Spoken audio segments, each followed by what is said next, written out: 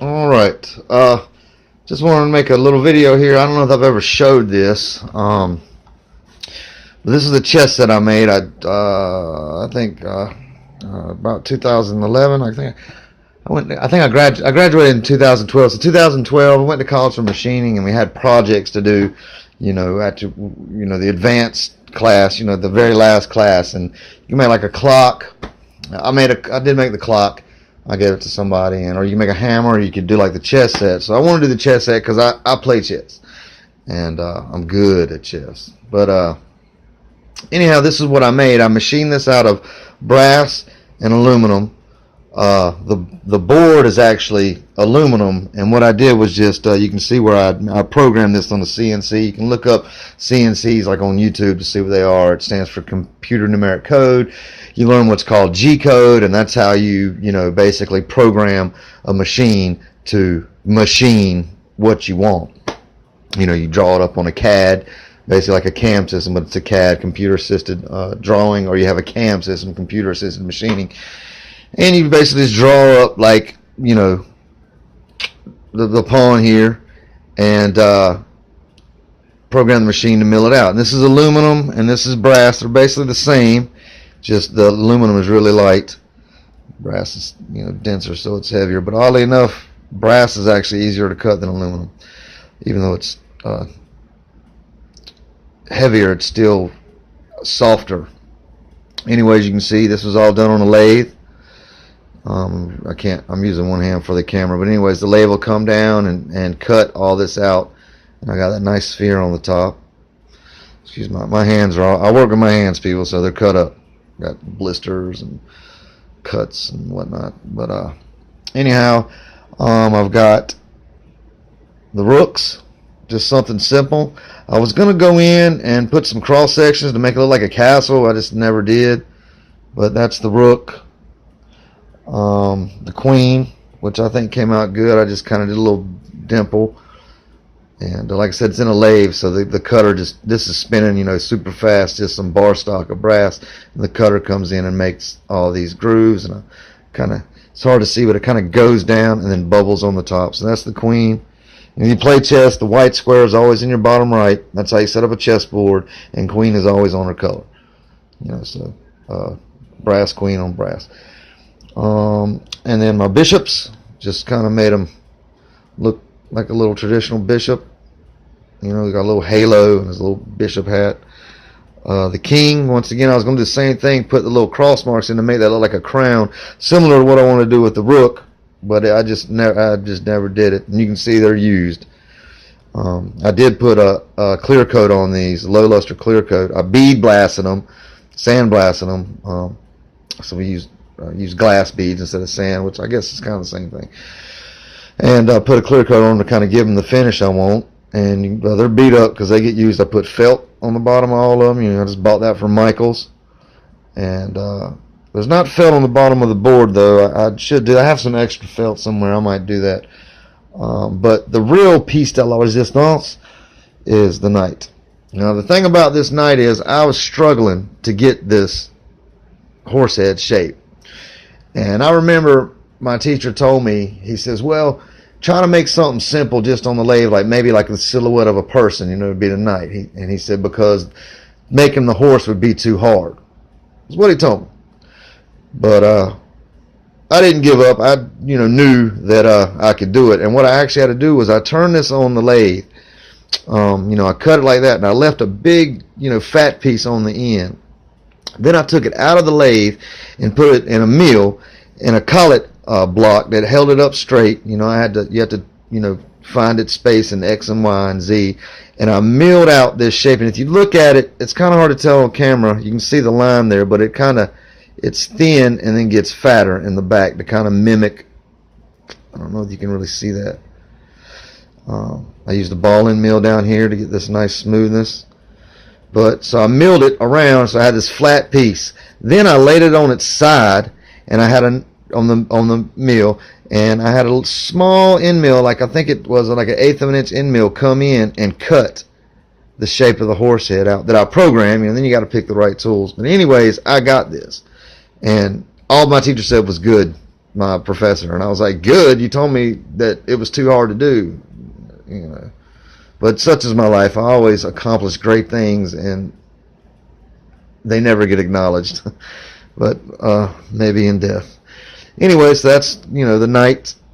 And then the aluminum one, you know, is the exact same thing, just lighter. And I know I was going to go in and maybe like take a little end mill and spot like an eye.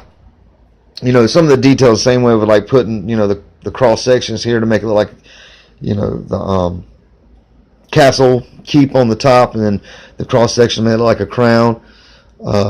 I just never did it. You know, I still could, I guess.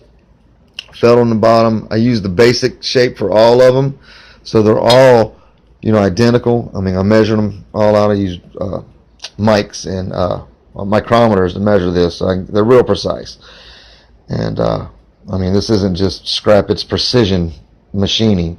You know, they're all exact. The same measurements. If you measure here, you know, across here, it's going to be the same across that one. And, you know, if you measure the diameter of, you know, the sphere on the top of the pond, it's going to, you know, be this. They're all going to be the same. They're all mathematically measured correctly. So yeah, that's it. And then the board here, which, like I said, I don't know if you can see it. I roughed it up here. I taped it all off. You know, I had the mill come through and put my lines in here, you know, to have my squares. And what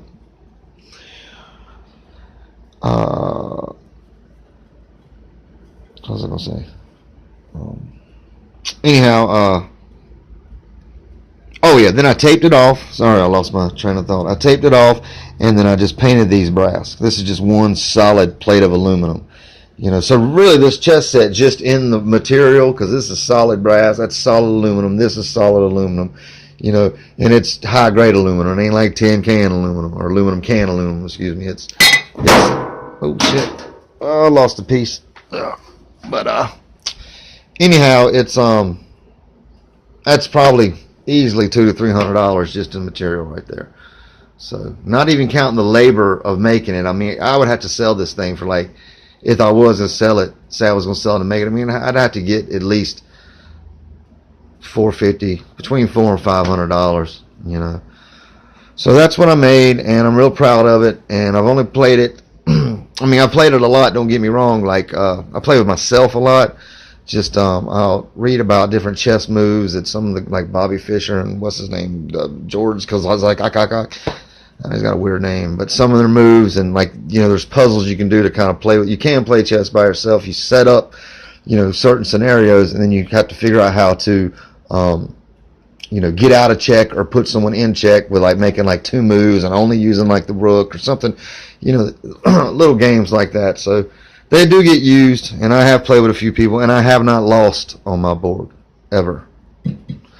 So anyways, that's it. And then also I have, excuse my office area here, it's under, it's getting done. I got to wire a bunch of stuff up. You can see the hole down there. I got to run some of this. My Wi-Fi don't reach back here, so I'm gonna have to hardwire my computer. But this chess set is, my grandfather made this, and it's out of wood, and it opens. He made this whole thing. It's a nice case, and it just opens up, and there's all your pieces in there.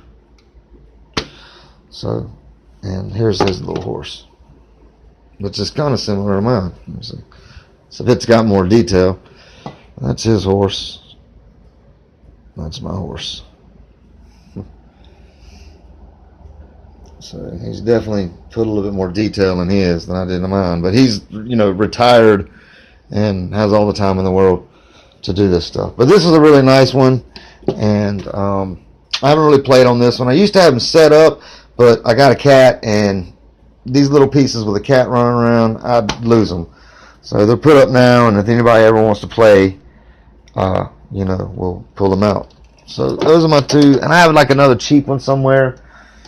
I got it put up, but those are my 2 chess sets, and like I said, this is the real nice one that I made, and I'm real proud of this. I mean, it's a work of art and of love, and like I said, getting this Night done was hard. I mean, it was so hard. Like I said, I think the conversation I had with the teacher was because it was getting down to the wire, and I actually made 2 of these, and I sold one to a friend. Now he bought all the material, so I just charged him like $125, I think,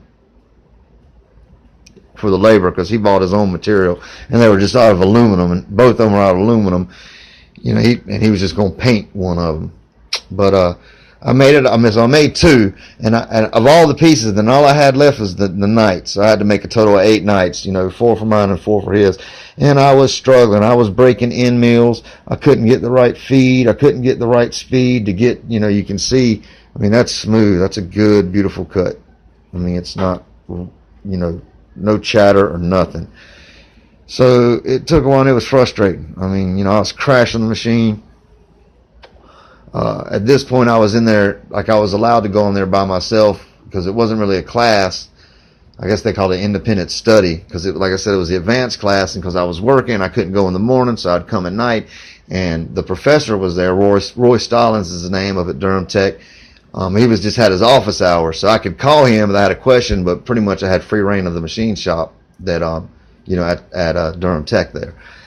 So, but anyways, when I was talking about it, and he says, well, why don't you just try? He wanted me to try to make something like this, but maybe make it have some ridges in it so it looks like shoulders and a head, and that be the knight.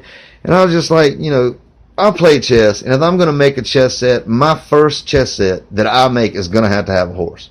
A knight is a horse. Now maybe later on I can experiment and make all, they've got all kinds of cool ones, but I just wanted it to be a very simple thing, but I wanted it to be the horse head, just so it's a chess set when you look at it.